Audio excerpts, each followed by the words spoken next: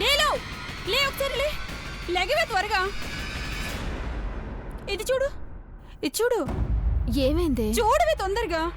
నువ్వు చావు నుండి తప్పించుకొని బ్రతకడానికి పోరాటం చేస్తూ ఉంటే వెడ్డింగ్ కార్డులు ఏమో గట్టమనేని వారి పెళ్లి వివాహ మహోత్సవం అని వధువుగా నీ పేరు వేశారే.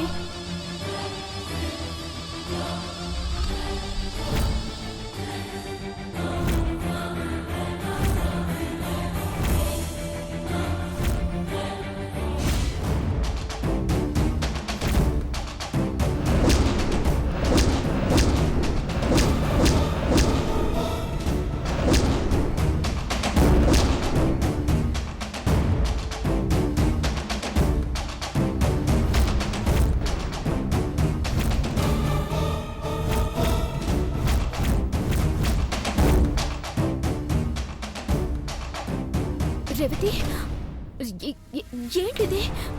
అదే నాకు అర్థం కావడం లేదే.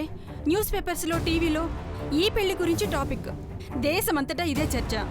అసలు అసలు ఈ పెళ్లి కార్డు నీకెక్కడిది? హైదరాబాద్లో ఉన్న మా ఇంటికి కొరియర్ వచ్చింది. మనం ముంబైలో ఉన్న సంగతి ఎవరికి తెలియకపోయినా నీ పెళ్లి గట్టమనేని దేవేంద్రతో అని ప్రపంచానికి తెలిసిపోయింది.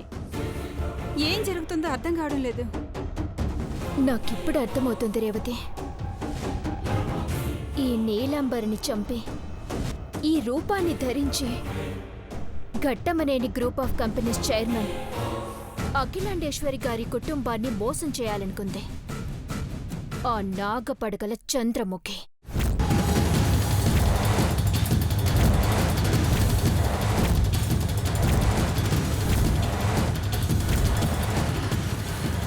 అంటే ఇప్పుడు ఆ చంద్రముఖి నీ రూపంలో ఉందా? అచ్చ నాలాగే ఉంటుంది కాబట్టే వీసా కార్డ్ని ఈ వెడ్డింగ్ కార్డులో మార్చేసుకుంది. నిన్ను బ్రతికించుకోవడమే కష్టమైంది, కానీ అదంత సులువుగా చీట్ చేసింది అనుకోలేదే. దాని అంతు మనం చూడాలి రేవతి. విషపూరితమైన ఆ చంద్రముఖిని చంపకపోతే చాలా మంది అన్యాయమైపోతారు. ఇప్పుడిప్పుడే కోలుకుంటున్నావు. ఎవరు లేని అనాథవు నువ్వు. పగ ప్రతీకారమని ఏం సాధిస్తావు చెప్పు? ఇలాగే గుట్టు చప్పుడు కాకుండా. అలా బతకడం ఒక బతుకేనా?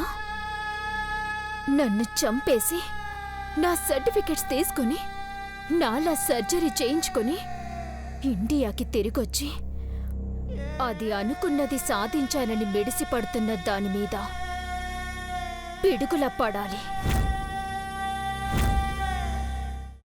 అమ్మా, అలాంటి వాళ్ళది నిజమైన ప్రేమ కాదు, అది వ్యామోహం.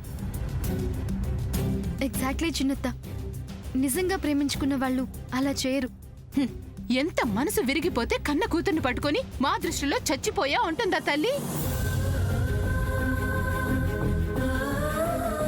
అది సరే అమ్మా, తన కూతురుతో తన మాట అనేటప్పుడు ఆమె మాటల్లో వ్యథ, కళ్ళల్లో బాధ గమనించావమ్మా?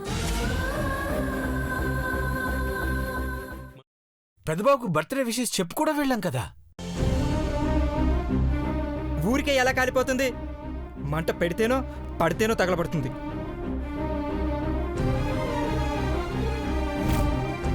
కరెక్ట్ చిన్నబాబు, నీకొచ్చినట్టే నాకు డౌట్ వచ్చింది.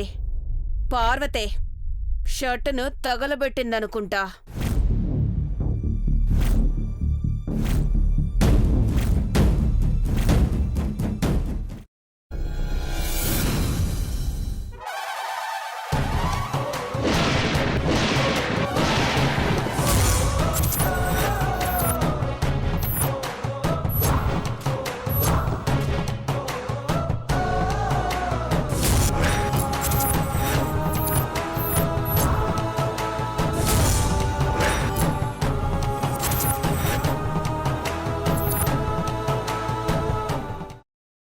తర్వాత పొట్టు తీసేసి చాప్ చేసి పక్కన పెట్టుకోవాలి.